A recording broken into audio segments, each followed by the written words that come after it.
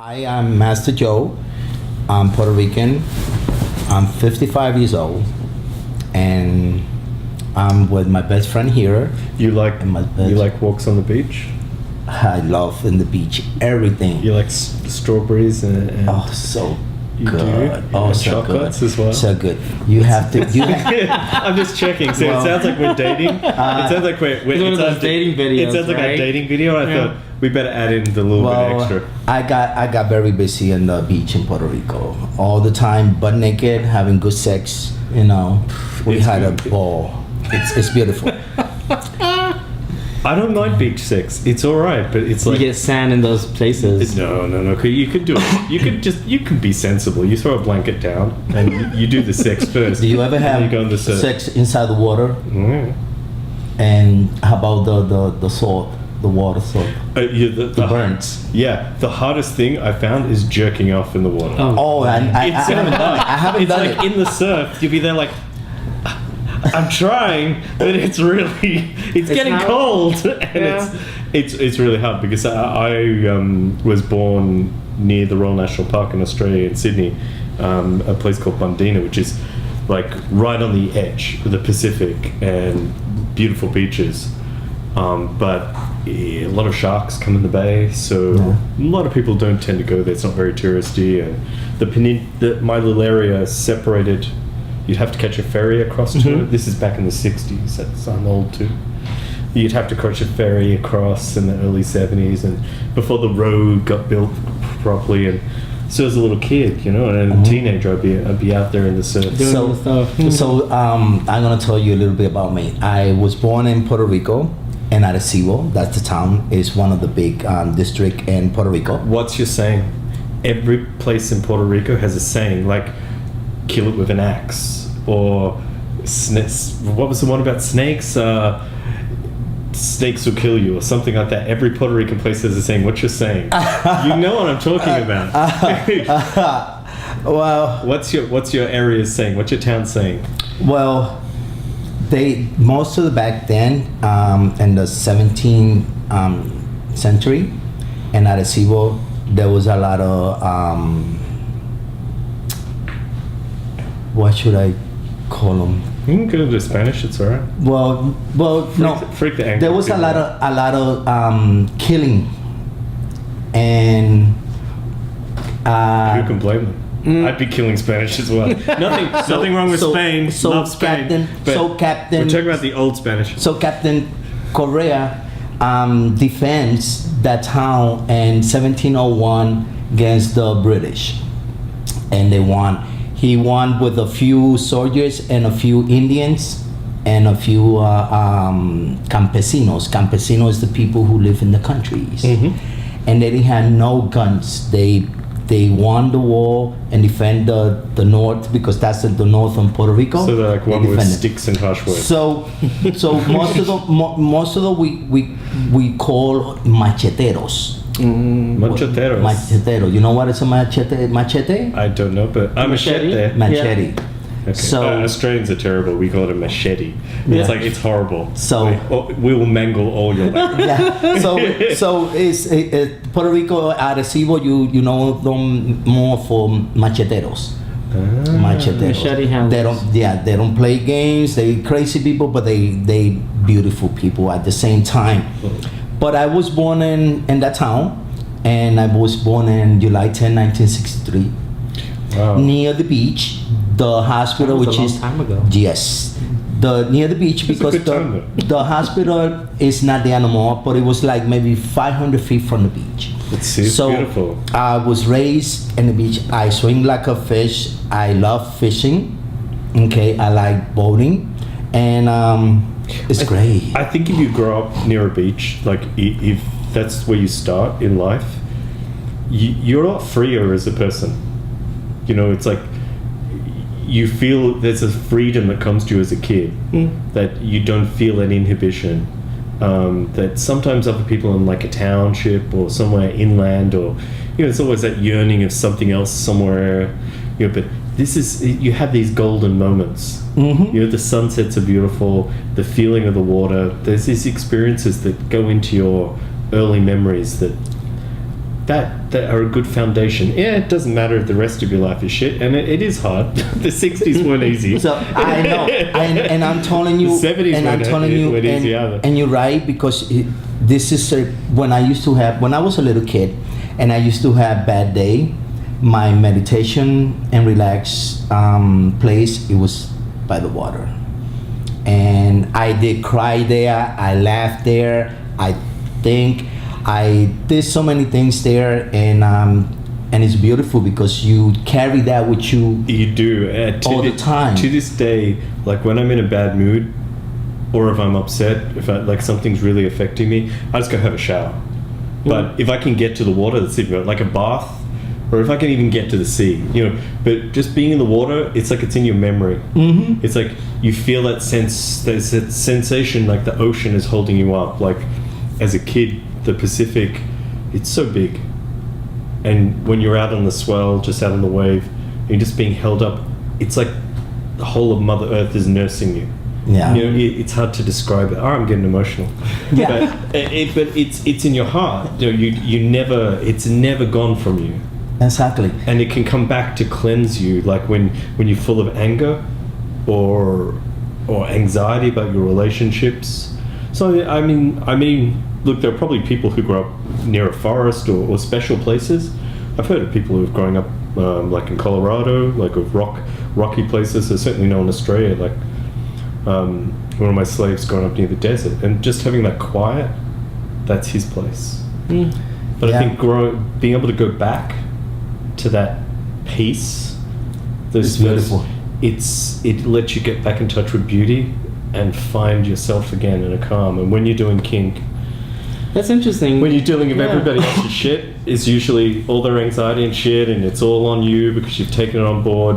It's really good to just let it go and cleanse. So I bought a house. Well, I sent it to make it. There was a question here originally, wasn't there? It was who you are. Yes. Oh yeah. Yeah, we better get back to that. I just Yes, nailed it. let's I'm get the back worst. to that. Yeah, let's pull it back. Let's pull it back. So, Yeah. Master Joe from Puerto Rico. I was born in Puerto Rico, Arecibo. We already know you're Yes, machete. exactly. Macheteros. Macheteros. I married with a handsome, beautiful young man. My husband, He's a young Terrence. He's 30 years old. I'm 55. I met him when he was 24. He was virgin, so I took that. You took his virginity. Oh yes, I did. Mine is 15 years younger than me and very inexperienced too. Maybe this is a dirty old man bench. Terrible. Love it. It's the worst. Love it. So my husband named my He's husband. like, who are these people? I don't know. So my husband name is Terrence, but he's also my puppy, and his pup name is Pup Tuck. I have another puppy, which his name is Becky, and I have 3 boys. One is should I say this? Yes, I'm gonna say it. Baby Pup, Dave, and Phil. Those are my 3 boys. Wait, you're allowed to say baby pup so long as this is a consenting adult, right? Yes. Don't Yes, give me yes. that look. No. Those lips He- are going. Believe it or not, he was the one to name name him. my puppy Baby Pup because Is he he called was a ba- new one. Hang on, is he baby pup because the diaper? No, because he's not into diaper play. He was No. he was not a puppy, and he wanted to try it. So since he was born as a puppy, so he I named called him him Baby Pup. Baby Pup. If it keeps going, then it's cool. Yeah. I can't wait till he's 60 and he's called baby pup. Because you and I won't be here, or maybe we will be watching. But, Yeah. So and from that, Let's hear. Snuggles, tell us about yourself. So, well, okay. Name is Snuggles, Pup Snuggles. This is my second time on G Pup's camera. Hi. Yeah, I remember the first time was at Claw 3 years ago. Was it? 4 years ago.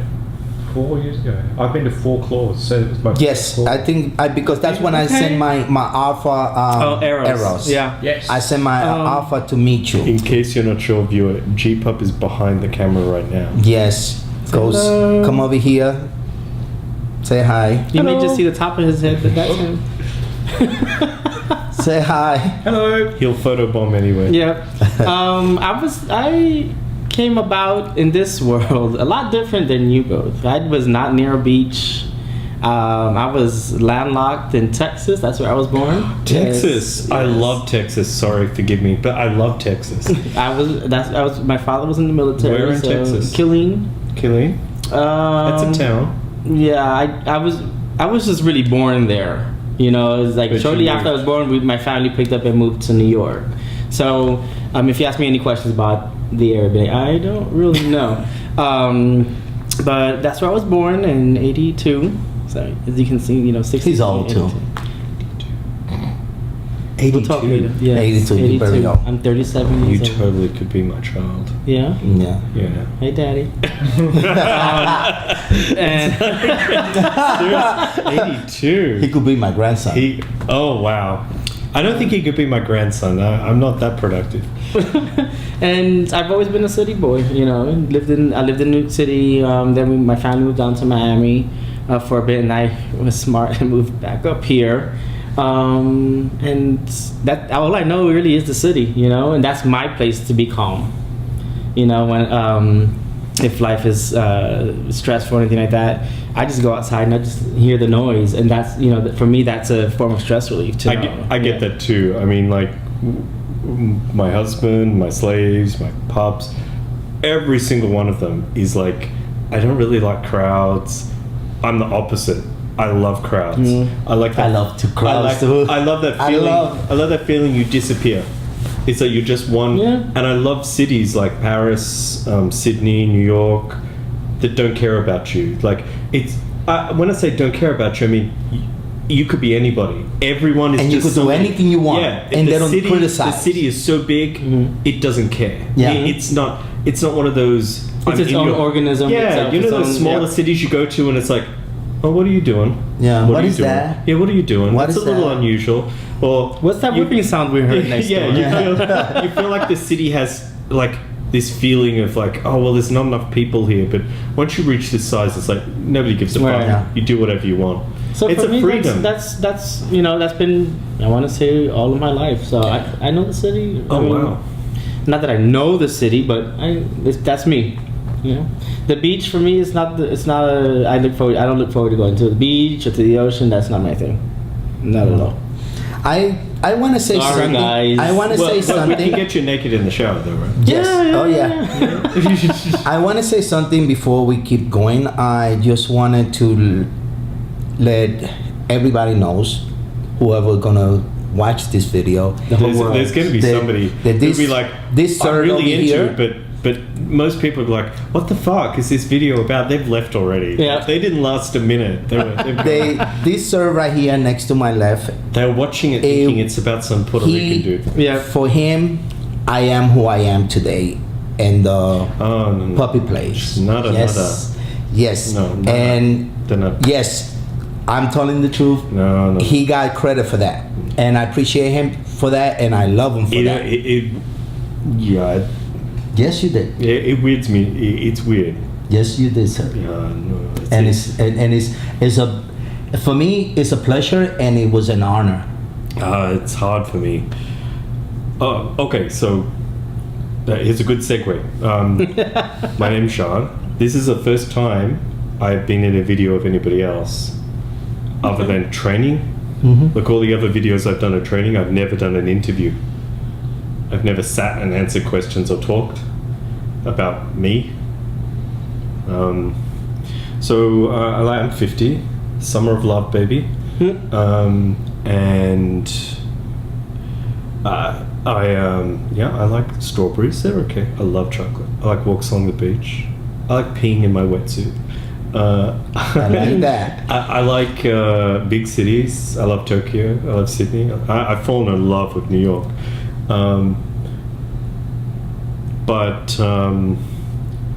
Yeah, where I come from, Australia, it's a very big island. Like Puerto Rico is a small island. Oh, very small. But Australia is this. It's as big as the US. It's a whole island. But imagine if the US only had like 6 cities. And I don't mean lots of other little towns. I mean just 6 cities. Like the entire of my country fits in Manhattan. Like 20, or Manhattan and Jersey, like or Harlem or whatever. It's like 24 million people. that's like the population of New York. Yeah. That's my entire continent. We're spread out. Like my city has 5.5 million. G-Pup City, Melbourne has 4 to 5 million. And that's half of Australia is in these 2 cities. So it's like we've got a few big cities. And the reason I mention it is because when I started the pup play, like I built the pack, I was really naive. Like I was like I G-Pup, and I started. It's like, oh yeah, sure, I'll train you as a pup, And I hadn't done pup training for a long period, for like 10 years or something. I thought I'll get back into it. Oh, when did you start? When did you? Yes. Your first pup. That's a good question. When was your How far back are first we going? experience with a puppy? Well, I started BDSM about when I was 21. Like I was taught by 2 mistresses. I would help them, be an assistant. But I was taught old school. Old guard. They call it old guard here now. But, Old guy, yeah. Yeah. But I was taught like, you're a fucking piece of shit. Smack. I was taught how to degrade people, and I learned I was a sadist. I could be a sadist really easily, but it's like that is the right hand, but like my left hand, I'm a Buddhist. I'm a pacifist. I don't want to hurt people, but I recognize that I do. That it's part of who I am too. Exactly. It's like a tiger inside me that doesn't care. People are like me, but over here it's like I'm loving.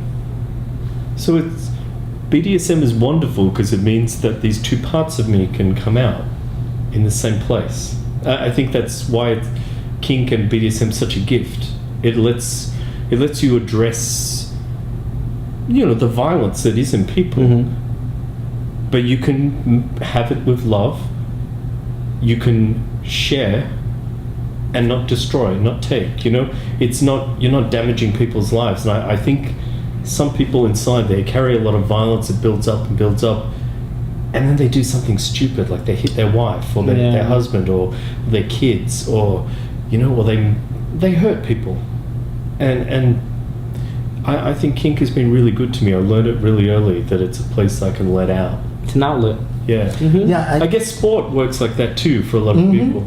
Yeah. Well, anyway, it's not as good as macheteros, but I've got a story. I too. love that. Machetero, he learned that. Yeah.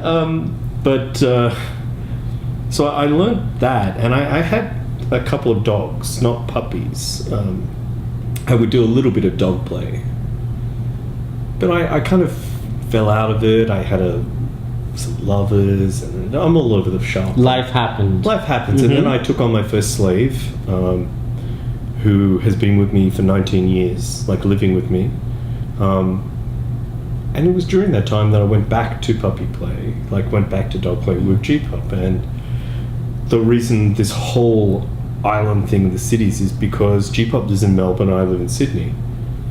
And it's like a 900 kilometers or so. I'm not sure how many miles that is, but it's a long distance, like a 10-hour drive. Wow. Between cities, and there's no cities in between. It's like you're driving through just farmland, wilderness. Woods. You're driving through just hills. So we would fly and see each other, and it just is hard, to keep track of, look, I've got a lot to teach you. So when I took on my second pup, Trooper, he worked for the military, and he was like, look, can you put it in a manual? Can you just write it down the manual? I'm like, oh, look, I don't know. How do I write this? How do you write being a master? It's like, right. Well, these are the things. And once you start writing, you're like, oh, fuck, I need to say this as well. Oh, I need to say that. And you realize how much you know. You realize after 20 years, you're like, fuck, there's more to it than I thought. So much to say and to put down. There's so much. And I can understand why a lot of these masters and mistresses, these old guard people, they've got so much knowledge that I don't think has been written down or preserved as much as it, because you just carry it. Because a lot of it was passed down, how you were by experience, and doing and seeing. So writing it down, It's just not. You just knew it, common. and then Yeah. you pass it along to the next generation. So what I did is I wrote stuff up for him, but G-Pop was like, well, why don't we make a video? Because he loves video, hence why we're here. I was like, okay, I guess. And I can talk. We both can talk. Oh, yeah. I I can love talk to somebody's talk. ear off. And so Yes, I know. I've seen the videos. I would talk in front of the camera. Just go, okay, well, this is like scent training. Okay, this is what you got to do. And then I was realizing, like, you've got to progress it. Like, you can't just say, hey, I need you to learn this basic. You've got to know all this at once. You need to step it so that the person understands the foundation before they go on to the next and the next. Like with scent, I was training like, okay, it's good to sniff your underwear. It's good, why is scent important? Because it's a smell we don't, like when we learn, we use our hearing and our sight, like school, it's always read off the board or read off the screen, and you're told, but they never throw anything under your nose, so it's unusual. It's a good way as a master to imprint, it's just to use scent, but as a pup, building a pup self, it's a good way to build a new pup self that's not part of your human self that learnt how to be you through academic and all that stuff. And even here in New York, I see there's advertising everywhere. Yeah. Yes. It's like it's everywhere. The cab, it's everywhere you go. It's in your face. But it's so audio visually isn't that useful to teach a pup as much as scent can be. So I would train that and I would do it in a video, and like sometimes I've had a lot of people since come up to me and say, oh, your videos mean so much to me. I'm like, I don't know how to package that. I don't know how to deal with that, because I made them. I appreciate what you say, but I made them for these guys in different cities, and I was stupid. I thought no one's gonna look at this shit. It's so weird. No one's gonna look. I want to stop you there for one moment. With all the respect, that's why you can't see it. You do it, and you put it there for others. But you had changed people's life in a good way, and you might not. I remember one time that we were talking in a video, and this is like 4 years ago, and I wanted to thank you so much that you said please stop, because I don't. It's not that I don't appreciate it. You told me, but I don't like it to be. But it's true. But the truth also, and the reality is that you had changed, especially my life, in a good, positive way. So you might not see it, but I bet you if you contact with all these people, they had seen your videos, you will be so grateful because you had changed people's life for good. And it's true. That's a good feeling, but it's hard because I'm a humble person. I know people see, they go, oh wow, look at where he travels, or look, he's got these slaves, and look at how he's all this and that, but that's part of me. I can really talk. I can be a showman, like I do my classes, but inside it's about the skill. I feel accomplished if I do a good job. You do. If somebody learns something, if I have done well, I feel good at it, but I feel pride in the people I love and doing better for them. That sounds all wanky and shit, but I feel uncomfortable when people focus on me, because I feel humble. I feel like, okay, well, I'm not the story. I'm just me. I'm just part of the group. Like I'm not that kind of person. I guess it's an introvert thing. You see, a lot of people, when a lot of people doesn't know us, and I'm talking about masters or handlers, they look at us like we are mean people. But inside we are love, because I'm all love. I'm all love. I love my puppies. I love my slave. I love my boys, and I take care of them and I protect them. My house, they eat their house, and that's why they with me at this moment, because they know I give them love, care. And when I have to put a character, which is sometimes it's me, it's just me, and people think that I'm from another country or another world. You understand? But this is what I like. This is who I am. I'm not a bad guy, and a lot of people, like I say, they get confused because they project onto, they don't know what we got in here. They're putting in, this is the master that I need or I want for my fantasy. So I'm jerking up, Right. or I'm like, oh, I need this master. But I'm confused. You're a master, Joe. Joe, you're a master. Yeah. Yes. But you're dressed in superhero clothing. Oh yeah, it's because I'm a But geek. aren't masters supposed to wear leather and hats? Yes, but I just You're Captain Puerto Rico. no. I'm Puerto Rico. This is the Puerto Rican flag.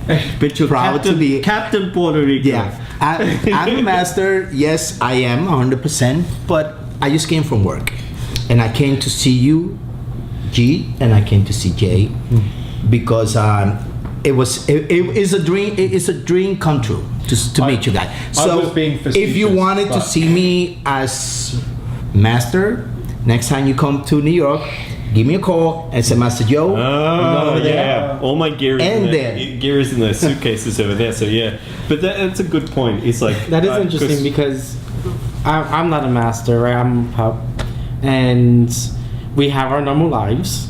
So anyone else at work, 9 to 5. I wear my work clothes, uniform, and then when it's time for me to get into my headspace, I have a different uniform, But So you're saying that you're not a 24/7 master or a pup, or you actually have a real life? No. he's not saying that. No. I'm saying I'm a master 24/7, and maybe a little bit more, maybe 28/8. Okay, I put always an extra. I'm a person that I like to set. he goes by the leap year. Yeah, Okay. but right now I'm not only Joe. I'm Master Joe. So. And when I go to sleep, I'm still being Master Joe. When I get up, I'm Master Joe. When I'm working, I'm Master Joe. When I'm in the shower or in the bathroom doing whatever, I'm Master Joe. I know what he does in the when bathroom. When I'm with my puppies, my slave, my boys, I'm Master Joe. I'm Daddy as well. And that's interesting you say that because,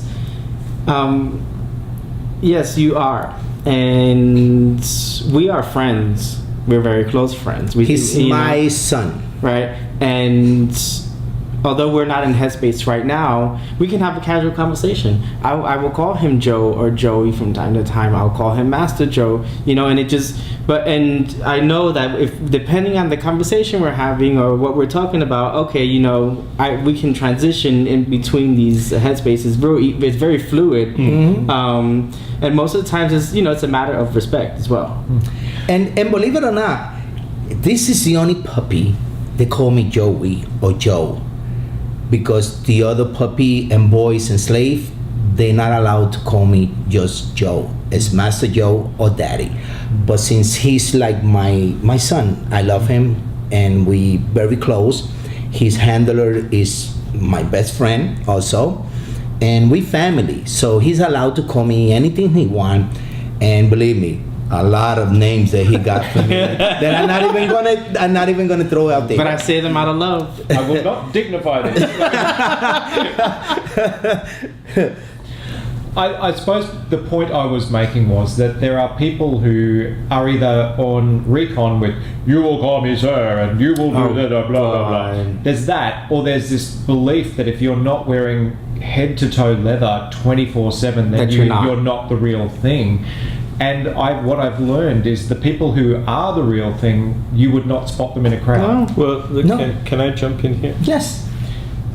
There's nothing wrong with bluff, right? Like, I don't even remember what the acronym means, which shows you what a shithouse leatherman I am. But this idea that, hey, I have to look like Tom of Finland. The real problem I have with Tom of Finland is he doesn't look Rican, he doesn't look black. He looks like a fantasy that crypto Nazis have dreamed up, I don't fit that. I'm 172 centimeters. I'm never going to look like Tom Finland. I've got a dad bod. This is not. that's this is sexy. beautiful. This but is it's not sexy. Tom of Finland, you know. And I'm not going to bust my nuts to try and look like. Can I bust your nut? You can, but I'm not going to do that to try and fit into this mold, just to look like what this fantasy is of what a master or leatherman has to be. But that's like what they want you to look like, is what you're trying. And That's not it what- is significant. It's however, having said that, there's a deep respect for leather is like rubber. It's a kink, and it also has been a brotherhood. Like it's not as relevant now with social media, but it's been a brotherhood, a way of signaling, hey, I'm not, conventional. I'm outside the tracks. I'm part of kink and BDSM.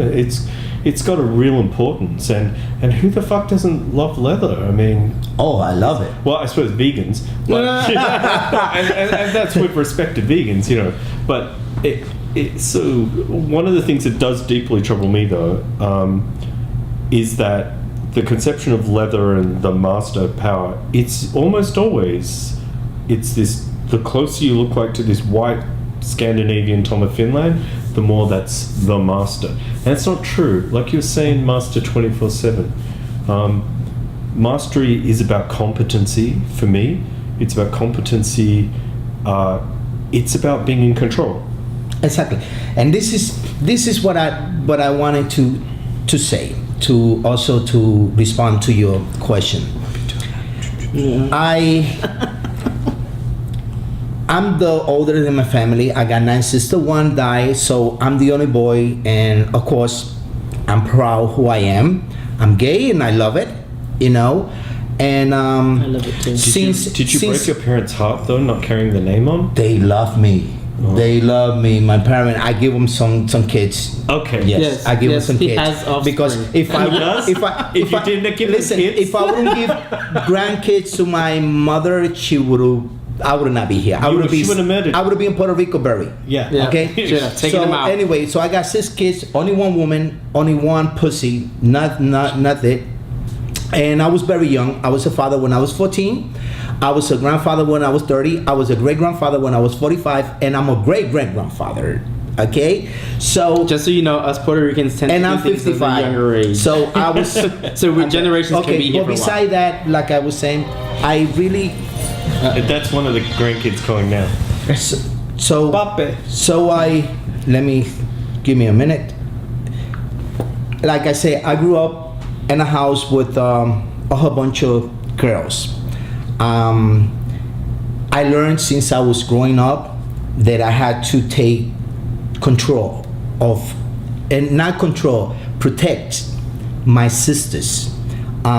This sounds like Being there, It sounds so- like the patriarchy. So no, so I was the father, the brother, the sister. I was everything for my sisters, and I came to this country when I was 13 years old, and I was You're Puerto Rico. You're already in the country. It's part of America. yes, but I'm saying my main country. So I came here when I was 13. So Why are you starting trouble? I'm not. I'm just saying. I was always independent since I was a young guy, and I love always not to. I don't like to be in control, but hey, it's natural. I born like this, and I met people, and I'm always the head, never the tail. I don't like to be tail. I leave tail for something else or somebody else. I'm a bottom. And I love to be tail, but it never happens. It's No. like guys are. I almost never find a guy who's willing to plug me because it's like, because they're always like master or boss or sir. I'm like, yeah. So, but, take care of that so later. what I'm trying to say that I don't need, which is I love it. I don't need the hat. I don't need the leather. I don't need the outfit to represent who I am, because I know who I am, and that's who I am 24/7.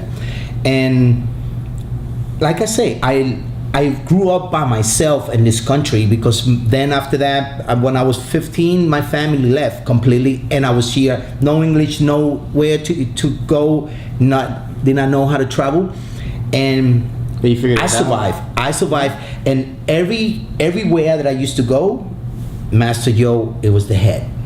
Not because I wanted to, because they put me there. Because they say, you are the guy who could control this. You are the ones that could take this to another level.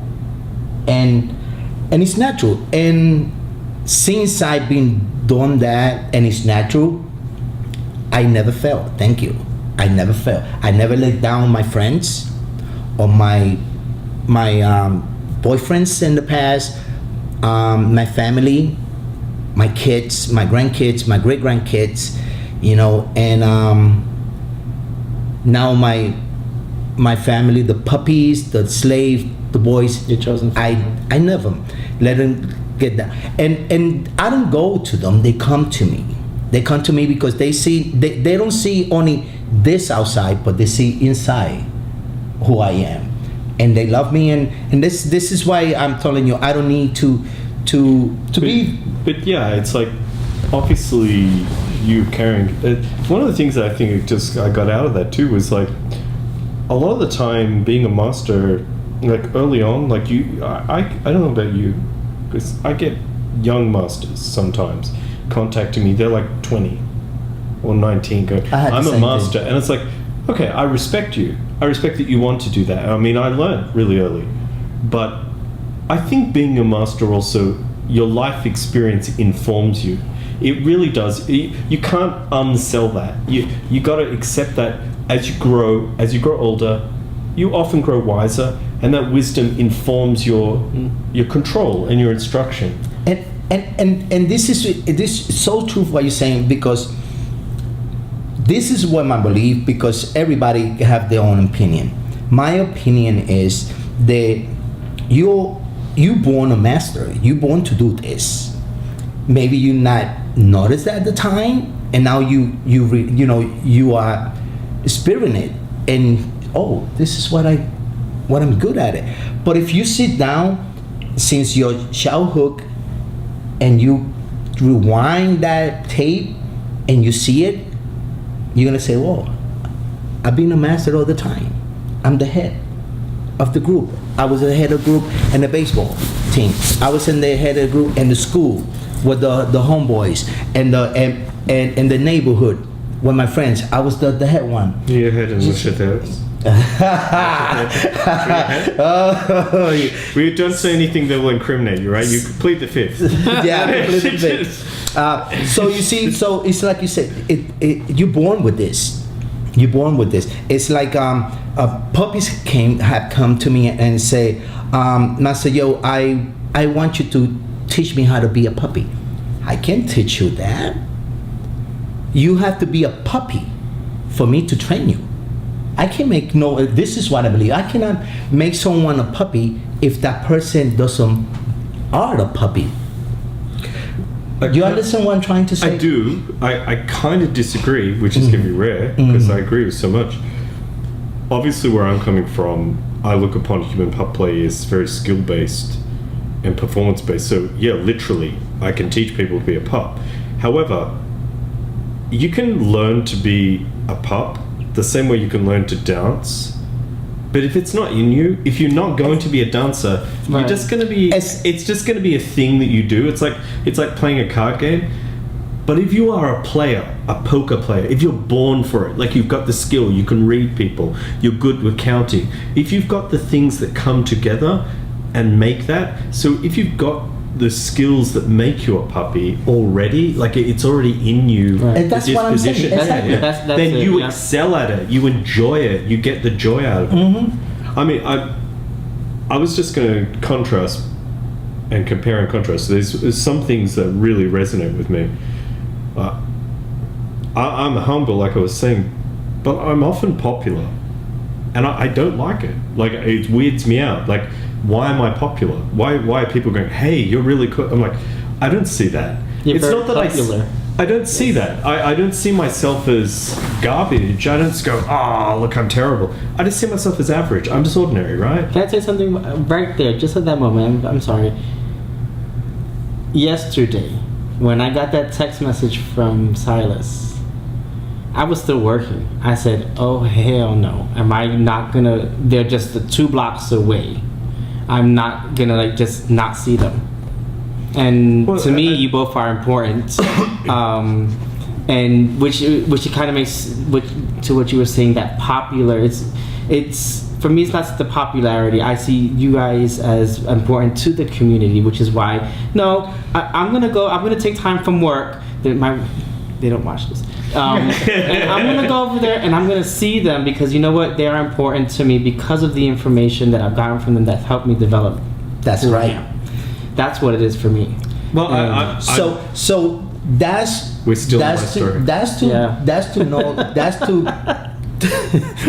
that's for you to know that you both guys are very I'm talking about very this. I'm talking about this important now. in New York It's- City it's- and our community. No, it's Yes, nothing. yes, you No, are. but Because I took the train to to come and see you guys, and I would take a plane to see you guys if I had to. You took a train in Manhattan. It's not that hard. I've been on the I left subway my too. car over there because there's no parking in this area. Oh, well, we could have concierge park you downstairs. We would have worked something out. No. So But what were you saying? I agree with you about like. Part of it is like people project on you as a master, right? Like they go, "Hey, you're going to be my master," but that's not enough. A real master, it's been there your entire life. Like I grew up in a very aggressive, competitive family. Like I'm the nice, quiet one of my family. Really? I'm the shy, quiet Yeah. one. The rest of my family are like in your fucking face. There's no way around I it. gotta meet this family. But you learn. It's life experiences is you learn to coast by. But still, there's something in me. It's like I've always found that I will tend to be the head of the group. If I'm not to begin with, I'll find a way to be the head of the group. It's a drive in you. You recognize it, and I think if you suppress it, if you push it down, which I did during a relationship, like I really pushed it down. Went no, I'm just gonna let someone else take the reins. It kind of poisons you. It makes you as a person. It sickens you inside to not be your real self, to not let that part of you live and breathe. However, having said all that, I'm a little different. Like when you say master 28, I'm a master like 12, 3.5. Like what I do is I'm tricky. I'm like a magician. Because of my nature, I really love people. I really find they're really interesting. So to get to know people, I'll often I call it like being a submarine. I will submerge my master. I will just let it go under the deep. And it's there. I always feel its strength. I can feel it. It lurks. Like I call it like a tiger waiting in the bamboo. It's Ready to strike. It's ready to strike. It's like it's not going to let anything fuck with me. I can feel. It's very rare that I've met people where I'm not like, I could dominate this if I had to. But I don't worry about that. It's gone. It's just submerged. And this other part of me is like, it's like a show person. Like, yes, how are you? And I guess you could say it's like a boy or a puppy or whatever, but it's not anything like that. I let people, I play to their expectations. I don't, so that was a good thing I've learned about that shitty relationship, is how to be submissive. Because I didn't know that. Like growing up, always being in control, my whole lifespan, always being in charge, I didn't know how to let someone else have the reins. Relinquish control. I did, and I'm not saying you should, because I need a super hot Puerto Rican master, and I don't want you going subby on me. But what I'm saying is, We'll talk later. there's different strokes for different folks, and for me, part of my life experience has been I'm the type of guy who, like my friend Sam was saying, I will lift up the pillows in a hotel room. I will open cupboard door. I'm an explorer. I love to explore things. So, I was always going to explore every role and just see what they're like. But I can't ever give up that mastery. It's like, and what's come from the thing I would add to what you've said, when you have like your household, like your adopted family, your maid family, it's more than just you being yourself. you are for them now. Yes. You are obligated. It's obligation as a good word, not as in something horrible. It's your vow. It's your life. Like my family is 70 to 90% of my emotional life. You know, they are whom I would give up my arms for. Yeah. They're my slaves, my household. I would lose my legs for them because they are everything to me. And yeah, I'm married, and yeah, I have friends and lovers and friends and everything, but this is part of a core of who I am. So I know our original question, why we're going to come to the bit, and you're going to get your answer in a second. And that's why you're such a good master, because again, so because I want people to know the way I know you through the medias, and now that I met you in person, but you're a humble person, and that's what people like. And I could be aggressive because I've been aggressive, but this man here could tell you guys I'm so sweet, and that's why people love us, because we're humble. Even that I always, and I don't know how, I always where I go at the end, and when I open my eyes, I'm the center. I'm the center of the group, and I'm the head. But it's not because I ask or I want to. It's just come natural, because when you're humble and you love people and you care for them. But you're one of those rare masters that I can be myself with. There's usually, hey, this is my dick, look how powerful I am. Like so many men, and I think it comes from actually I shouldn't say that because I don't want them all to, yeah. You know. Go ahead. I love it. Yeah. Well, the truth is, sometimes the guys are wearing leather, right? And it's armor. It's like, it's for insecurity. It's so they feel stronger. Mm-hmm. And all respect for that. I don't think that's bad. I think that's good. Whatever gets you to get there is great. It's a tool. You know, it's good. But always humble and do not and without hurting people.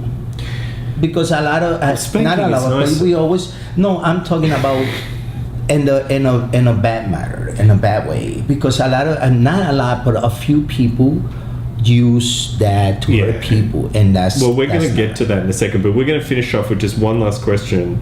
Like the when we originally remember we were sitting over at the table having lunch, and G-Pup said, hey, we should sit down, and Sir's question was, how do you keep your relationships defined? I think because you have your marriage separate. Exactly. I'm married with my husband, like I say, and who's Terrence, who's lovely, beautiful. Yeah.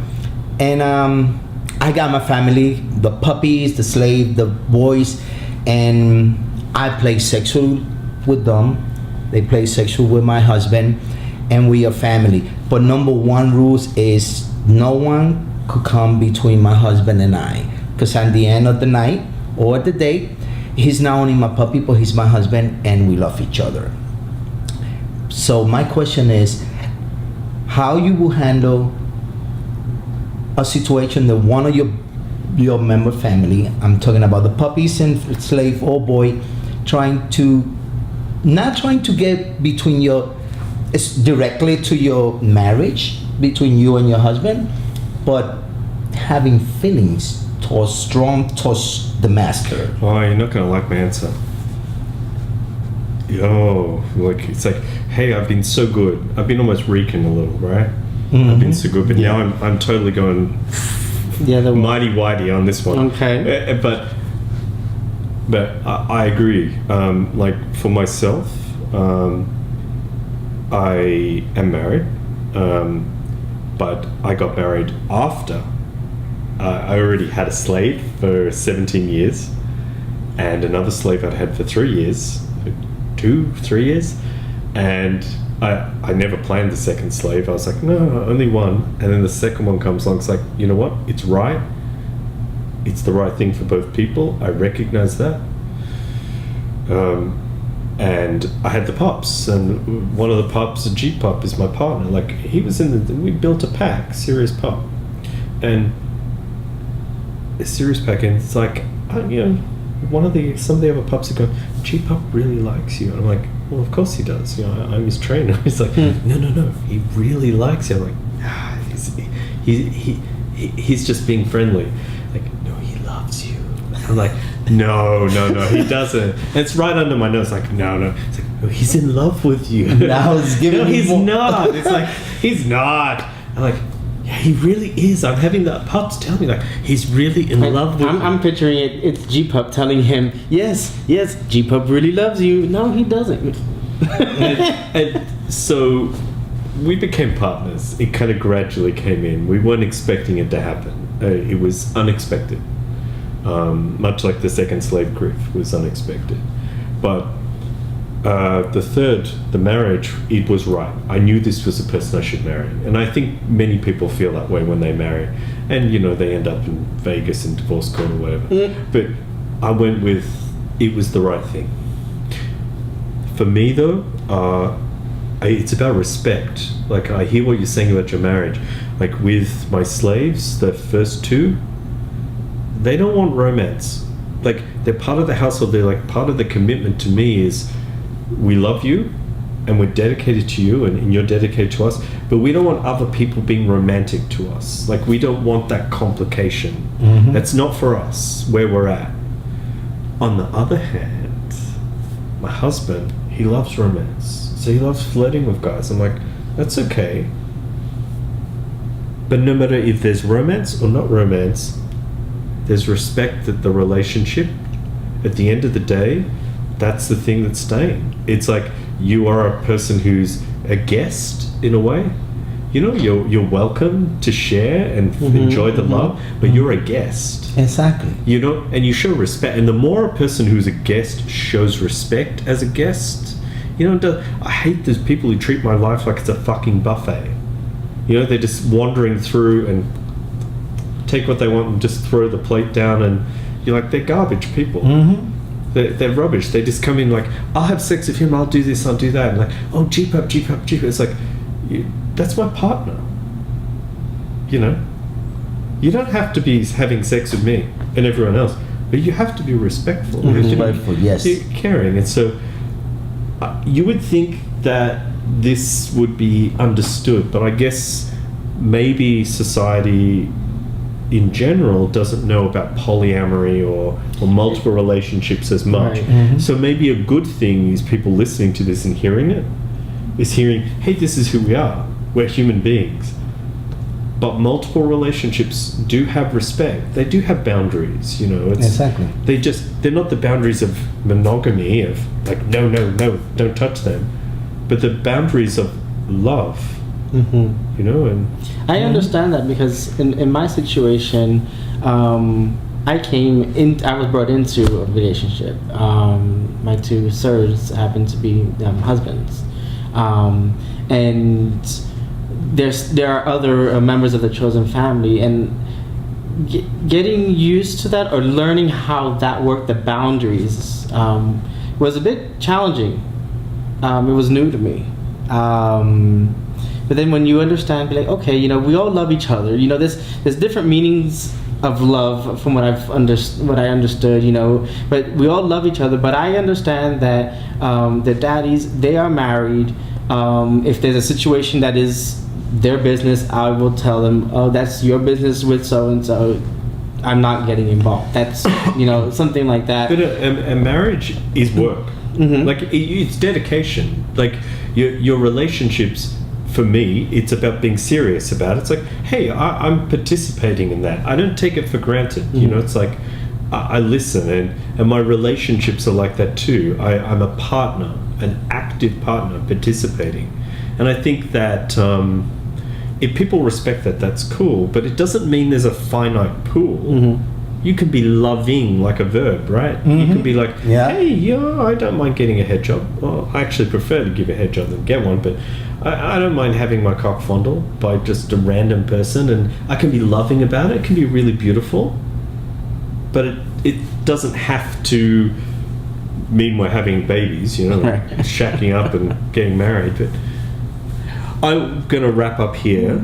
No, one No, question. I was just going to say, and you've said this, and I'd like to get your opinion on this, that love is finite, time is not. Say it again. Love is infinite. So love Infinite, is yes. infinite, but time is not. Holy fuck, that is so true. The thing Yes. about multiple relationships is, listen, I'm really interested in that, but I need to sleep. Or I'm really interested in that, but I need to spend time with this person because I love them. It's like, I really care that you want to have this really great time, and you are a great person, whoever you are, but, you know, I've got like 3 partners. So That's a good question, because I had to got rid of a few members of the family because like got rid of, you mean to- just leave? yeah, Yes. they, Okay, they not got rid They're of not at the name. bottom of the foundation Right, of this building. yeah, are they? no. They're not in the river. They're not in the river. They're not in the grave. They were released. And the reason is was because too much time. There was taking too much time of my free time with my husband, and my husband was getting annoying. Okay, and my husband loved me, and my husband. He was getting annoyed. Yeah, he loved to see me. I think annoying to was see too. me. He might have been nagging, and it's Yeah, kind of annoying. okay. It works Okay. either way. All right. So We can see that. and anyway, so he loved to see me having fun, because when I met him, I told him the truth, who I was, what I like, and blah blah blah blah. So, but and then I had this boys and this puppy that was having too much feeling towards me, and that's one of the rules. Is this is a play, and you come and you go whenever you want, but my husband and I is one person. So, and I couldn't see it. I couldn't see it. Why I could not see it? My husband couldn't see it, because I give love. I give care. So when someone